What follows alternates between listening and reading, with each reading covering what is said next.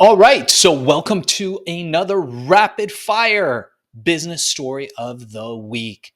This is part of our rapid fire series, and today we have an incredible guest with us, someone who's achieved extraordinary success and is here to share their unique business journey with you. We're excited to hear their insights, so let's welcome them to the show. All right, so as this is our rapid fire series, we've got 1 minute or less to answer each question. So in a minute or less, give us the elevator pitch to your story and your life. Go. All right. There's so many people out there right now, especially military, who are struggling in their career transition as they get out of the service. And when you think about the 22 military and veterans who are committing suicide every day, research has shown that the number one ideation, the number one cause is that discomfort, that unknown experience during their career transition. They've never done it before. They've always had the opportunity through the military for them to guide their career, to get them to the next connection, to do what needs to be done.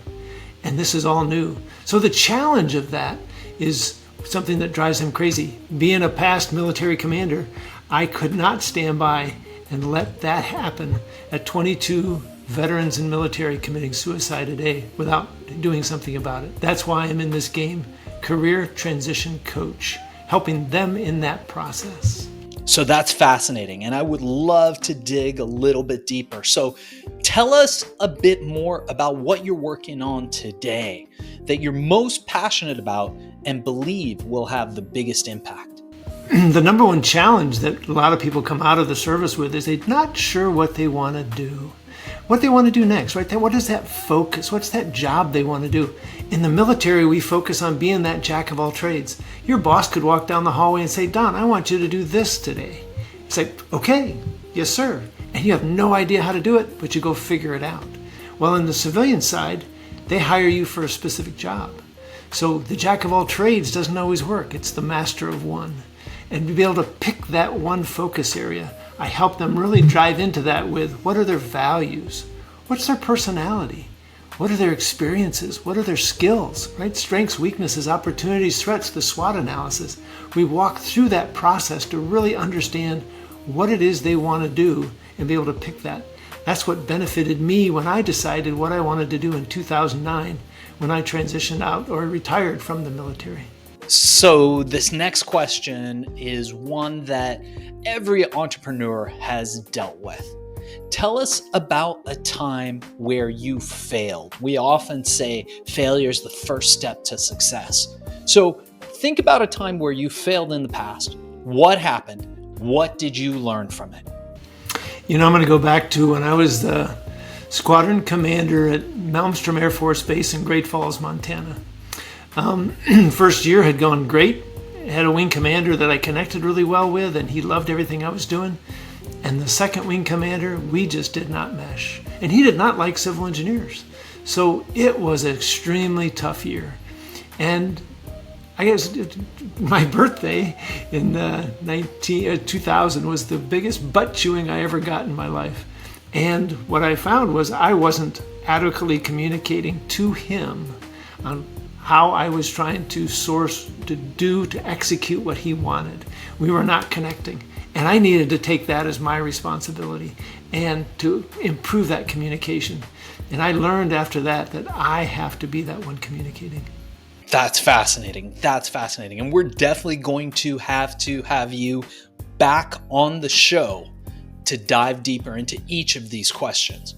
But for now, one thing that I often say is, and I tell this to my employees and the people who work with me and for me all the time, is that when a tree falls in the forest, if nobody hears it, did that tree actually fall? This brings me to this next question. How do you make sure that all of these amazing projects that you're involved in get noticed? What marketing and advertising methods have worked best for you? You've got a minute. Let's go. The thing that works best for me is always that personal connection. I have tried to be on social media. I've done videos. I've done posts. I've done a lot of different things. But what has always worked well for me is that personal connection. going to a networking event, meeting a person face to face, getting to know them and asking them what are their challenges and showing how I can help them overcome that challenge. You know, a lot of times when I can do it, you know, there's a great thing that says good salesmen talk features, great salesmen talk results, excellent salesmen talk emotions. So I really talk about the emotions of getting them through the process, reducing their stress, getting them, how would they feel when they get that job where they walk in and they feel like they're doing exactly what they wanted to do and they're energized by it and they're fulfilled by it. That makes a big difference. That was so awesome. We're definitely going to dive deeper into this on a later show. And as we approach our last question, before we ask people how people can get a hold of you, how people can reach you, learn more about the work that you're doing in your company, and we will include all that information in the show notes. What I wanted to ask you is, what is one piece of advice that you would offer to your younger self, to our audience, and to somebody, especially somebody who's just starting out in the same niche that you're in, but just doesn't know how to start or get going? Amazing stuff. We're going to have to thank our guest today. You know, I always ask myself that question of, would you go back to high school and do it all over again?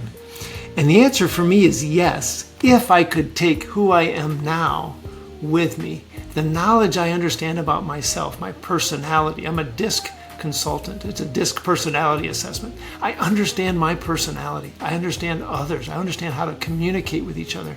So if I could take that with and then bring myself out of the shell that I was in as a young kid to this outgoing, energetic ambivert that I am, I would love to do that. And I think that's the advice that I would give to myself, younger self, is understand more about yourself, not just about your dream. I wanted to be an NFL football player, and I wanted to be a civil engineer, an environmental engineer, cleaning up America's waters.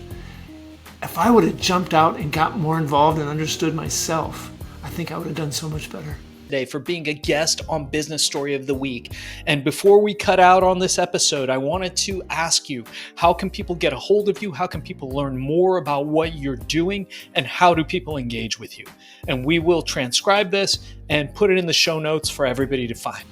You bet. The best way is always through LinkedIn and my personal profile. It's the code Don-Gleason, or you can just search Don, middle initial L, Gleason. I'm the only one with a middle initial in there. There's like 65 Don Gleason, so use the middle initial L and just send me a note and say, hey, I saw you here on the Business Story of the Week, Rapid Fire, and I would love to have a conversation with you. And we'll connect and we'll set up a time to have a conversation. And I guarantee that you will get something out of that conversation that you can walk away with and benefit from. All right, amazing. So you did it. Thank you for being a guest on the show today. Let me tell you what you can expect next. So what we're going to do is we're going to take all this, we're going to cut it into an episode. It will go on the Business Story of the Week page. So make sure you go on Apple Podcasts, review us, like us, go on YouTube, subscribe to the channel, subscribe to us on Spotify, and this will come out in the next 30 days or so, depending on our workload and how many shows we have. We have had a lot of interest in the show lately, so we may be a little backed up, but the show will get out. In the meanwhile, we will send you clips that feel free to share on social. Also, the full episode, feel free to share any way that you like. The content is yours to share and put out there. We just ask that you mark us and tag us in the notes if you do. So in the copy, put hashtag Business Story of the Week, link back to us. We would appreciate that.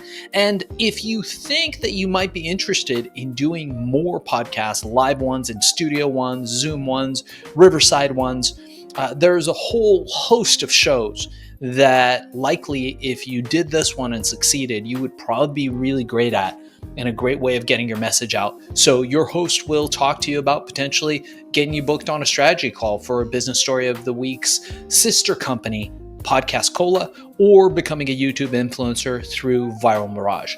Thanks again for being a part of this. Looking forward to working with you.